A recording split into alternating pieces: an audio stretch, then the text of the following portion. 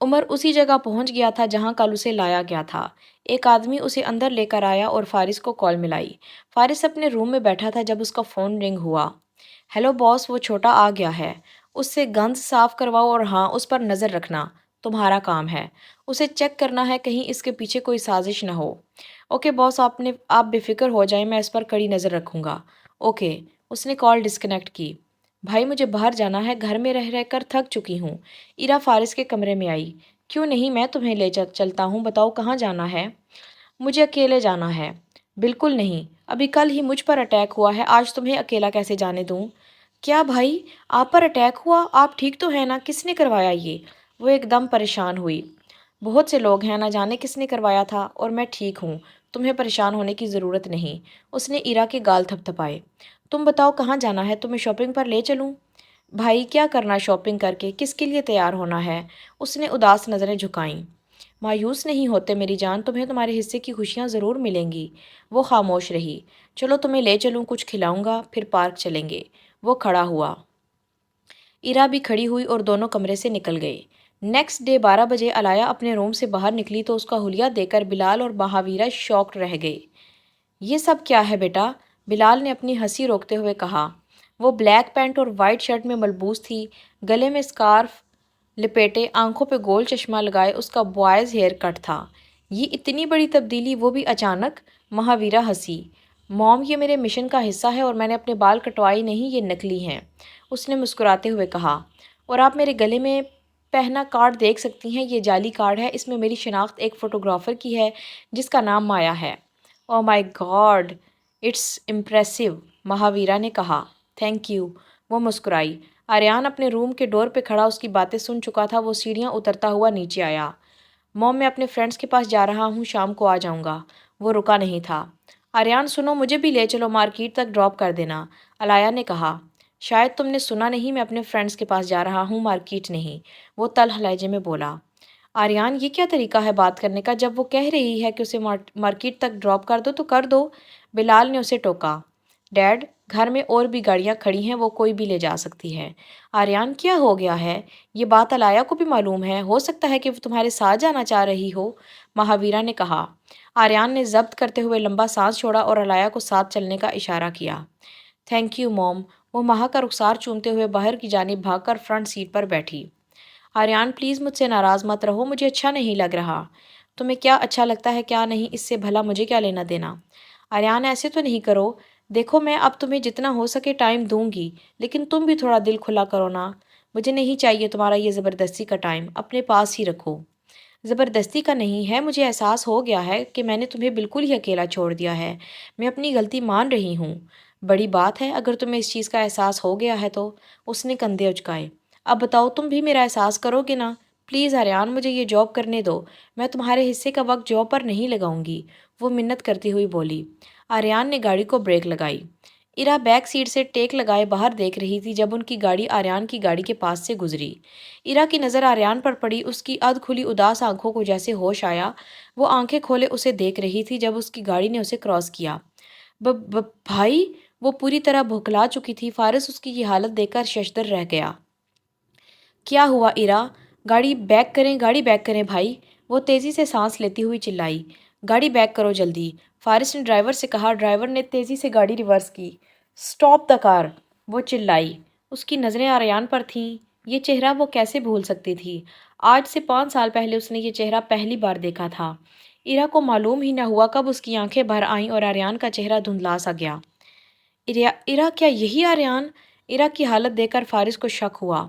Okay, لیکن میرے حصے کا وقت تم مجھے دو گی، اس بات پر قائم رہنا۔ آریان نے اس کی جاب پر حامی بھری۔ اوکے، تھینک یو سو مچ آریان، اور تم فکر ہی مت کرو، تمہارے حصے کا وقت تمہیں ہی ملے گا۔ اس نے آریان کی رخسار پر کس کیا۔ یہ منظر دیکھ کر ایرا کے سر پر پہاڑ ٹوٹ پڑا۔ وہ گاڑی سے باہر نکلی اور ہوٹل داخل ہو گئی۔ آریان نے گاڑی سٹارٹ کی جب اس کا موبائل رنگ ہوا۔ جی موم۔ آریان، ابھی گھر آؤ، ہمیں تمہارے ماموں کی طرف جانا ہے۔ کیا ہوا موم، خیر تو ہے؟ ہاں بس خیر ہی سمجھو، لیکن ہمارا جانا ضروری ہے۔ اوکے، میں ابھی آ رہا ہوں۔ اس نے گاڑی ٹرن بیک کی۔ اس گاڑی کا پیچھا کرو، فارس نے اپنے آدمی سے کہا۔ ایرا کی آنکھوں سے آنسو جاری تھے، وہ جس کے لیے 5 سال تڑپی تھی، اسے ڈھونڈتی سڑکوں پہ ماری ماری پھری تھی، آج وہ کسی اور کا ہو چکا تھا۔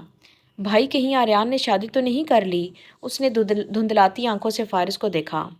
گڑیا پلیز رو مت، تمہارا بھائی ہے نا، سب ٹھیک کر دے گا۔ اس نے ایرا کو پکڑ کے سینے سے لگایا۔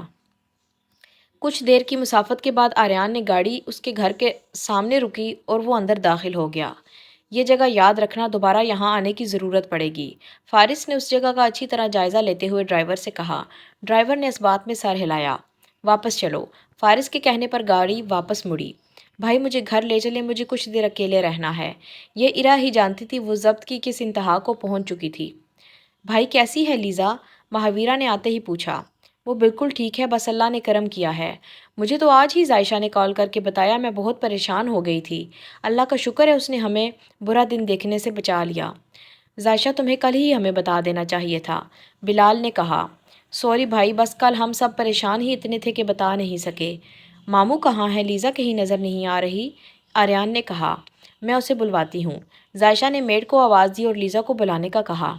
آج کل آفس ورک میں مصروف ہی اتنا ہوتا ہوں کہ نیوز دیکھنے کا ٹائم ہی نہیں ملتا، ورنہ ہمیں خود پتہ چلتا تو اسی دن آ جاتے۔ بلال نے صوفے پر بیٹھتے ہوئے کہا۔ کوئی بات نہیں، اللہ نے کرم کر دیا۔ دراصل ان لوگوں کا شوٹ لیزا پہ کیا تھا، لیکن کیا آہل بھائی بتائیں؟ مہاویرا پریشان ہوئی۔ لیزا کا فرینڈ ہے ارحام، اس نے آگے آ کر لیزا کو بچا لیا، اس کے کندھے میں گولی لگی تھی۔ کل اسے ہاسپٹل سے ڈسچارج کر کے گھر لایا ہوں۔ یا اللہ رحم آہل بھائی، یہ تو بہت بری خبر ہے، مہاویرا نے دل پہ ہاتھ رکھتے ہوئے کہا۔ لیکن تم اسے یہاں کیوں لے کر آئے؟ وہ اپنے گھر نہیں گیا؟ نہیں، وہ اس دنیا میں اکیلا ہے۔ ہاسٹل رہتا تھا، وہاں کس نے اس حالت میں اس کی کیئر کس نے کرنی تھی؟ وہ ہماری وجہ سے اس حالت میں ہے، اس لیے جب تک وہ ٹھیک نہیں ہو جاتا یہیں رہے گا۔ اللہ اسے اجر عظیم عطا کرے۔ مجھے اس سے ملنا ہے جس نے ہماری بچی کے لیے اپنی پرواہ بھی نہیں کی، مہاویرا نے کہا۔ اسے بھی بلوایا ہے میں نے۔ لیزا اور ارحام اپنے اپنے کمروں سے نکلے اور لاؤنج میں داخل ہوئے۔ السلام علیکم، ارحام نے کہا۔ وعلیکم السلام، کیسے ہو بیٹا؟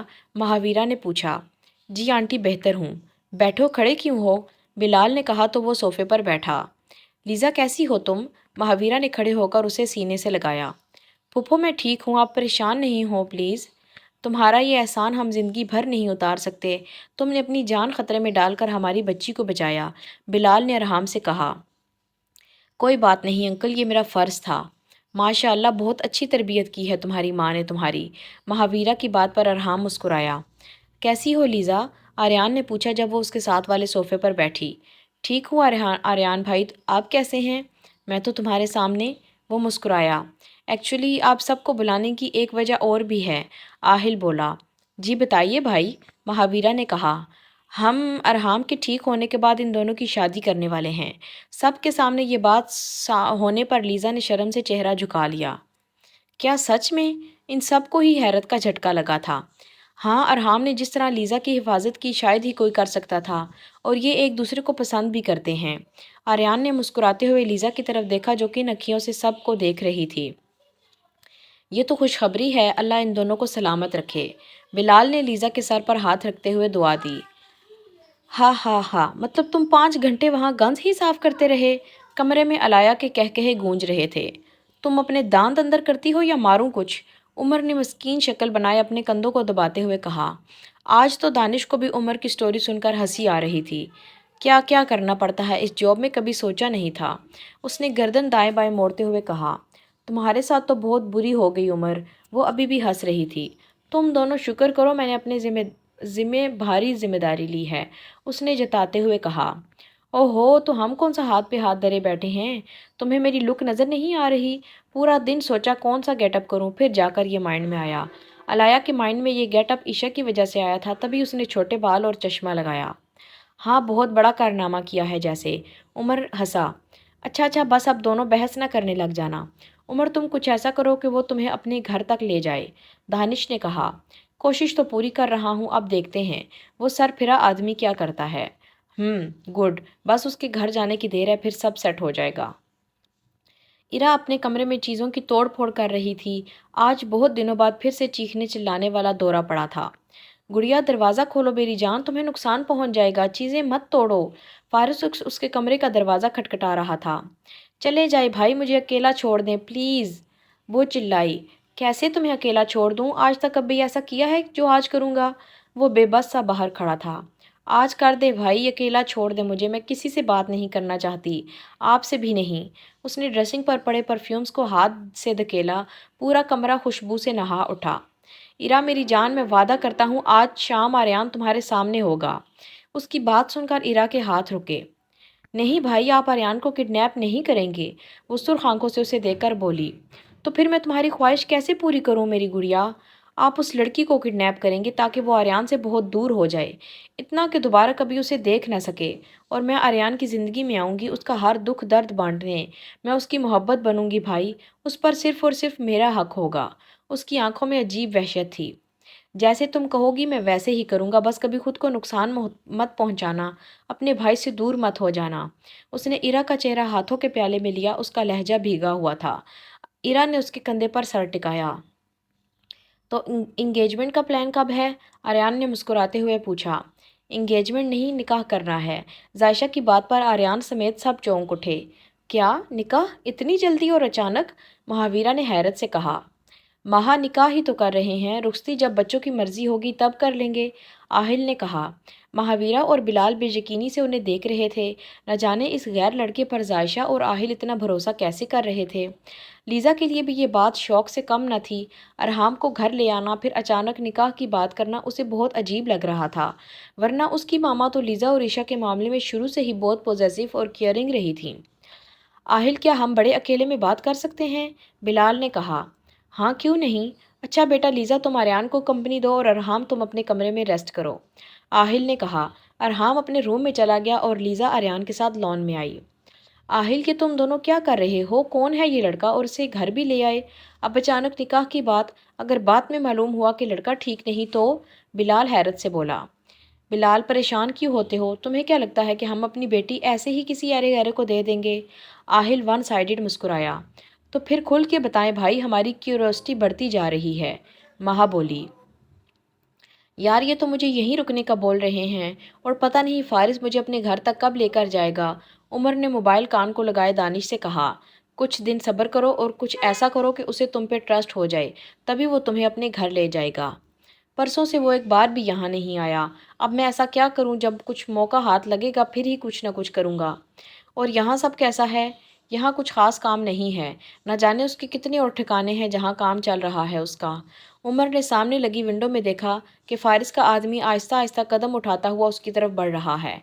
जी जी अब्बा जान, इस बार आपको बहुत सारे पैसे भेजूंगा, घर का सब खर्च पूरा करूंगा, आप फिक्र ही ना करो। दानिश को मालूम हो चुका था कोई है, तभी वो ऐसा बोल रहा है। उसने कॉल डिस्कनेक्ट कर दी। ओके अब्बा जान, अल्लाह हाफिज़। अम्मा की दवाई भी इस बार लेता आऊँगा। ठीक है। उसने कॉल बंद की लेकिन रुख नहीं मोड़ा। कुछ देर बाद वो आदमी दबे कदमों वापस मुड़ गया। अलाया आज जल्द ही घर आ गई थी। घर किसी को ना पाकर वो परेशान हुई। उसने महावीरा को कॉल करके पूछा तो उसने बताया वो सब आहिल के घर हैं और कुछ देर तक वापस आते हैं। वो अपने रूम में जाकर सो गई। फारिस का आदमी जो कि शाम को आर्यान के घर के पास आया, उसका मकसद अलाया को किडनैप करना था। पिछले 2 घंटों से पहरा देने के बाद भी घर से किसी परिंदे ने पर भी न मारा। रात के 9 बजे डिनर करके वो सब आहिल के घर से निकले थे। जैसे ही उनकी गाड़ी घर के करीब आई तो फारिस का आदमी अलर्ट हुआ, लेकिन उनमें से तो उसे छोटे बालों वाली और गोल चश्मे वाली लड़की तो दिखी ही नहीं थी। उसने सुबह फिर से आने का प्लान बनाया और फिलहाल के लिए अपनी मंजिल को वापस मुड़ गया। रात 12 बजे लीज़ा को प्यास लगी तो उसने साइड टेबल पर पानी का जग उठाया। उफ, ये तो खाली है। एक तो आजकल की मेड्स भी ना जब तक कहो ना काम नहीं करती। वो आंखों को मसलती हुई उठी और चप्पल में पाँव घुसाए। लाउंज में मलगजा सा अंधेरा था। वो ध्यान से चलती हुई किचन में आई और स्विच बोर्ड पर हाथ रखा, जब किसी का लम्स उसे झंझना गया। आह! उससे पहले कि वो चिल्लाती, एक मजबूत हाथ ने उसके नर्म होंठों को दबा लिया। वो आंखें फाड़े उस शख्स को देखना चाहती थी मगर अंधेरे की वजह से नाकाम रही। श्श्श! लीज़ा का रुका हुआ सांस वो महसूस कर सकता था। उसने आहिस्तगी से उसके होंठों को आज़ाद किया तो वो लंबे लंबे सांस लेने लगी। अरहाम! उसने लंबा सांस भरते हुए उसका नाम पुकारा। कुछ मत कहो। उसने लीज़ा के होंठों पर शहादत की उंगली रखी। मैं कब से तुमसे बात करने का मौका ढूंढ रहा था लेकिन नहीं मिला। वो सरगोशी में बात कर रहा था, उन दोनों के अलावा यहाँ सिर्फ अंधेरा था। रात के इस वक्त नहीं, सुबह बात करेंगे। नहीं, मुझे अभी बात करनी है। उसने उसके कान में सरगोशी की। क्या बात? وہ ہچکچائی۔ تو بات شروع کرتا ہوں پہلے دن سے جب میں نے تمہیں دیکھا تھا، تمہاری مغرور آنکھیں۔ اس نے لیزا کی آنکھوں پہ ہاتھ رکھا جس سے وہ آنکھیں موند گئی۔ تمہاری چڑچڑی ناک۔ اس کی ناک کی نوک پہ انگلی رکھے شاید وہ مسکرایا تھا۔ اس کے لمس سے لیزا کی سانسیں تیز ہوتی جا رہی تھیں۔ ارحام ایسے تو پہلے کبھی نہ بولا تھا۔ تمہارے بال۔ اس نے اندھیرے میں اس کے بالوں کو کان کے پیچھے دھکیلا۔ تمہارے سرخ گال۔ اس نے لیزا کی رخسار پہ ہاتھ رکھا۔ تمہارے۔ وہ خاموش ہوا مگر اس کا انگوٹھا لیزا کے ہونٹوں پر تھا۔ اس کے لمس نے اس نے شدت سے اپنے ہونٹوں کو بھینچ لیا۔ اس کی اس حرکت پر ارحام کے ہونٹ مسکرائے۔